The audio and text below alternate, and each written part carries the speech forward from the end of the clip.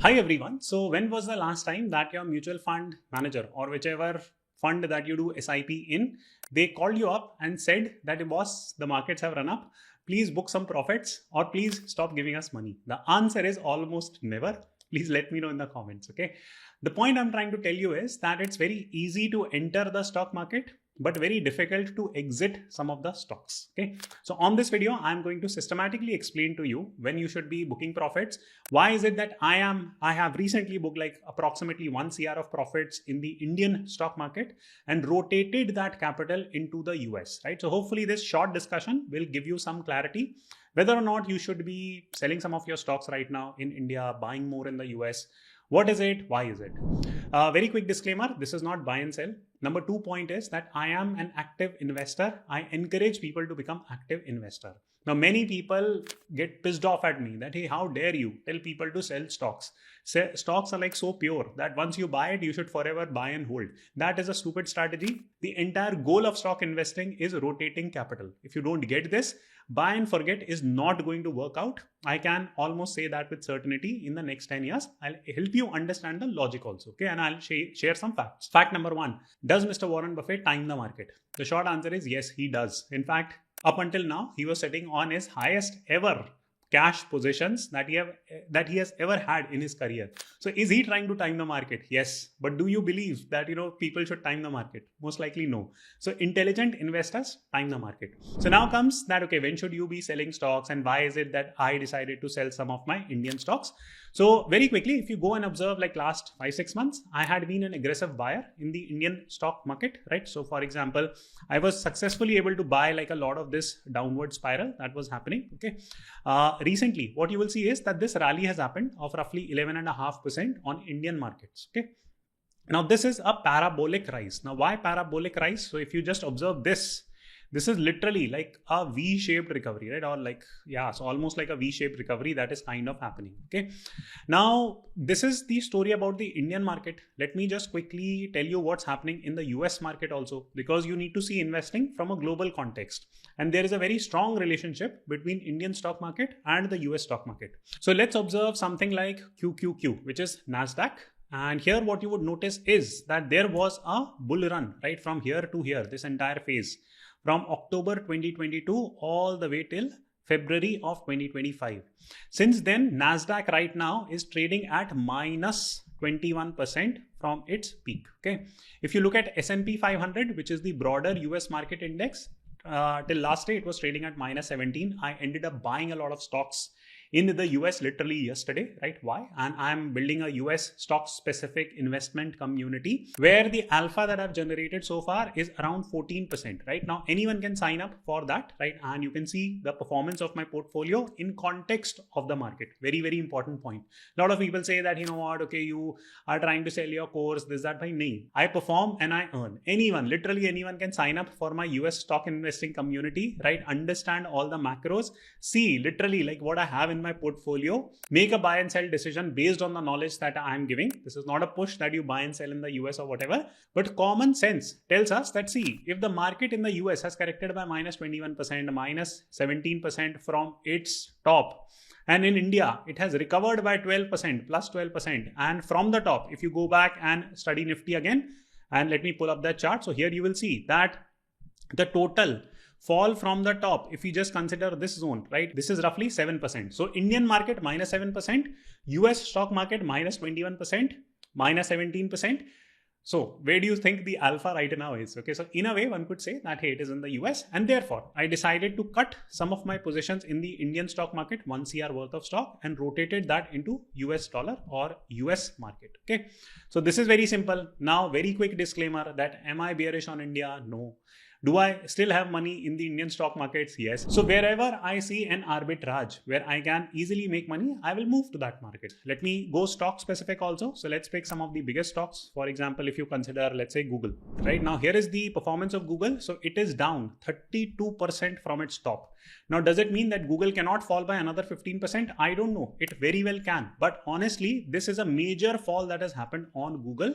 Anytime in history. For example, if you go to this phase, right? So this was around a 22% correction on Google. If you would have purchased it on this downward sloping curve, okay, how much money you could have potentially made. So let's say that you were able to time the middle of this curve, okay, so you would have at least made like 25-30% run up, okay, at least, that I'm saying. If you are able to time the bottom beautifully, then this return would have been approximately 40-50% in a single year. Okay, so the point is that right now Google looks really good. These are solid companies. These are not small cap companies that we are speaking about.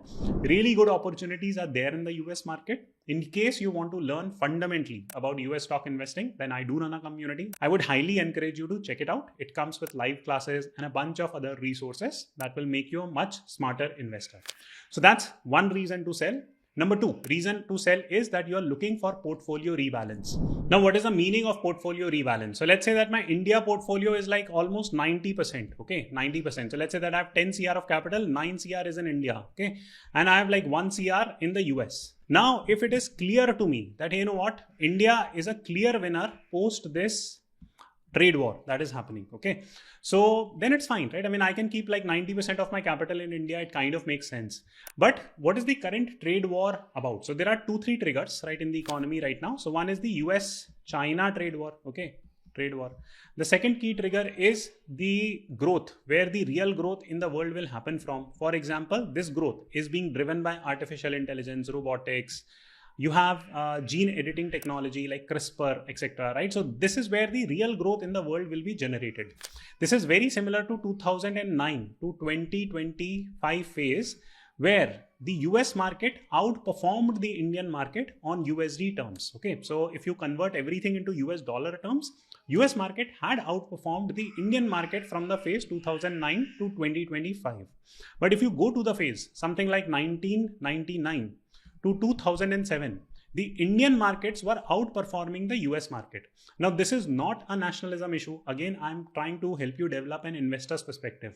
That there are periods when US market will perform better, and then there are periods when the Indian market will perform better or some other market will perform better.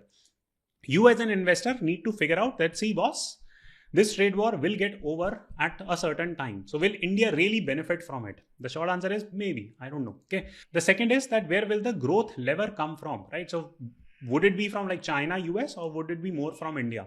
So here I would give points to the US. Now, I'm not saying that you go and cut your entire India portfolio, or I'm doing the same. No, but you have to think about what percentage of money you want to put in India. Let's say 50% and 50% in the US. So I am also thinking of that split. Point 3 of selling your stocks is that you're over invested in an asset class. Now, for example, if you meet equity guys, they will say that, you know what, if you have 10 crores, put all that money in equity only and be done. Okay. Now this has proven to be a stupid strategy. Like, I mean, and the last 5-6 years proves this, right? For example, gold returns, if you see, it has outperformed equity. Now, am I a gold investor? No, but I have not bought gold. Fine. I missed that rally, but did I make money from real estate? Yes. Please go and check my videos from 2022 onwards. I've purchased a lot of real estate. That's again a fixed supply asset. Did I make a lot of money on Bitcoin? Yes, I made a lot of money on Bitcoin.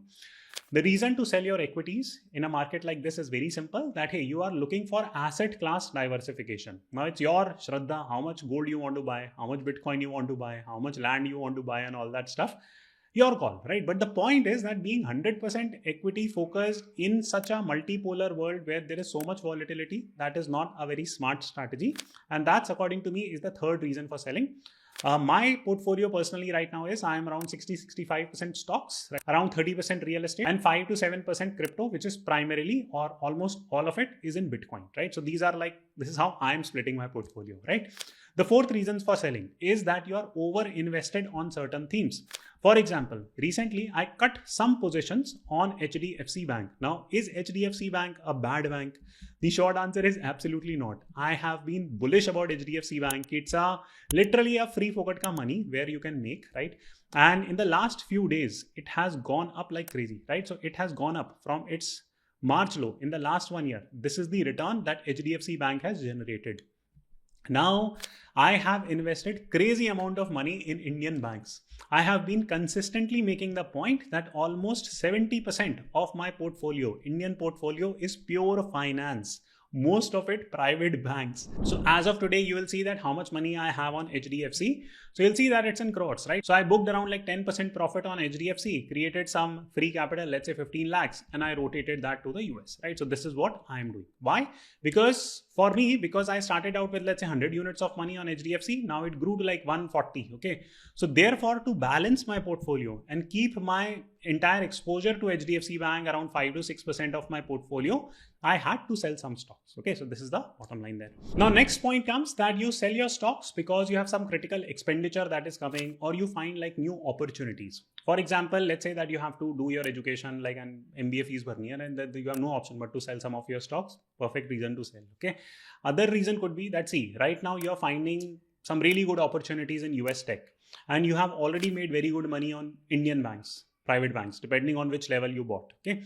So then what are you trying to do? You are trying to do sector rotation. So on that note, you can consider rotating some money, right? So this is the another reason to sell in this type of a market. Now then the final reason to sell, and in fact there are multiple, but I'm just trying to condense this video a lot. So the final reason for me to sell in this type of a market would be that if you are structurally invested in bad companies, right? So now what are bad companies or bad industries? According to me, IT, right? So I exited all my positions on Indian IT.